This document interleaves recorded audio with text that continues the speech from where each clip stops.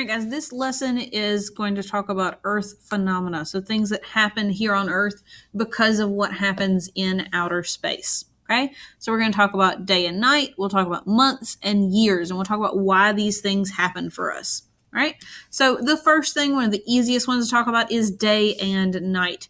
Earth rotates on its axis once every 24 hours, and this rotation is what causes us to have day and night. All right, so if we look down here at this diagram, that orange line represents where the sun is going to hit Earth and where it will not hit Earth, okay? So the side of Earth that is facing the sun, that sees the sunlight, is experiencing daytime. And as it spins on its axis, this right here, that orange line, if we're sitting on that orange line on Earth, that's going to be sunset.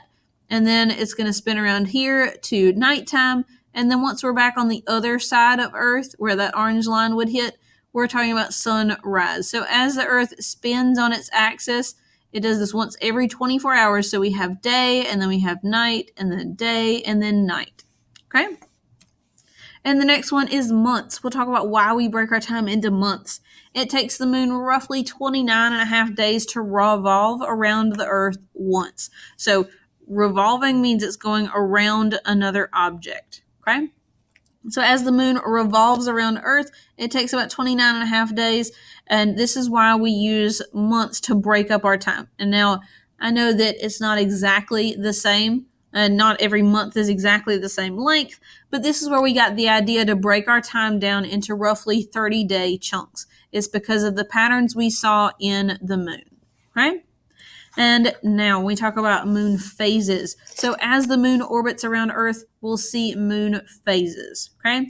And the moon's light is just a reflection off of the sun's surface, and we have 8 distinct phases of the moon, and we'll kind of dig into those phases later.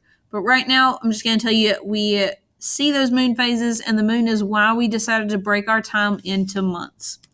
And lastly, we're going to talk about years. It takes roughly 365.25 days for the Earth to make a full revolution around the sun, and this marks the passing of a year. So we're going to pretend like Earth started right here and it orbits counterclockwise. So it's orbiting all the way around, and we're getting very, very close to finishing up a year. Okay, so if we start here, we go all the back around, it's almost a full year, and that's 1 year for us when we orbit around the sun. Now, that extra quarter of a day when we orbit around the sun is something that we're going to add back every 4 years. That's why we have leap years. So every 4th year, we're going to add a day to the year to make up for the lost distance in Earth's orbit. So we'll add a day to February. Since it's the shortest month, we're adding an extra day to it to make up for that distance in our orbit around the sun that we missed because of that extra quarter of a day. All right. So just to show you on the diagram what I'm talking about, I'm going to use a couple dots to hopefully explain this just a little bit better. All right. So I'm going to make a dot for us. I'm going to color it red and say that's where we started. So I'm going to put that red dot right here. Okay. So we started there. Now, we're going to pretend like each dot represents a quarter of a day, just to make our life just a little bit easier, all right? And I'm going to use a green dot to mark the end, all right? So let's pretend that each dot is a quarter of a day, so 4 of those dots make up a day. Now, that's not going to work perfectly, but it'll work to help explain what I'm talking about. Now, I'm going to take Earth. We're going to orbit around the sun, orbit around the sun, orbit around the sun. Now, I started here. I'm orbiting all the way around. I'm going to go 1 year, but I'm going less 1 dot. Okay? So I've got 1/4 of a year sitting right there as far as my distance. Now, it's not going to be, oh, well, the year ends at 3 o'clock in the afternoon instead of midnight.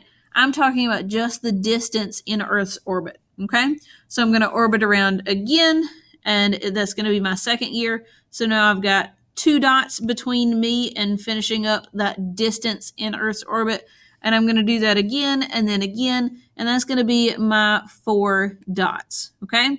So now, there we go. All right, so our leap year we would be adding back that distance right there by adding an extra day to the year. So if we talk about those 4 dots right there, each one is a quarter of a year, we're making up for that distance in Earth's orbit when we add that extra day, and we'll end up back at the exact same place that we started. Okay? So we're only talking about the distance missing in Earth's orbit. We're not necessarily saying that we're losing an hour like we would talk about daylight savings time. We're just talking about losing a little bit of distance in Earth's orbit. Okay?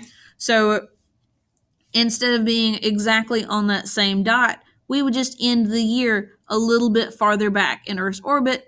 And then when we have a leap year, we're catching up that distance in Earth's orbit. That way we don't lose that time and we don't lose those days, because if we didn't have the leap day, eventually our seasons would move around just a little bit. Now, they'd only be off by a day every single year, but after a while that would add up and our seasons would kind of move around in the year. Okay, so we use that leap day to make up for that quarter of a day that we miss every 4 years. Okay, and that's it.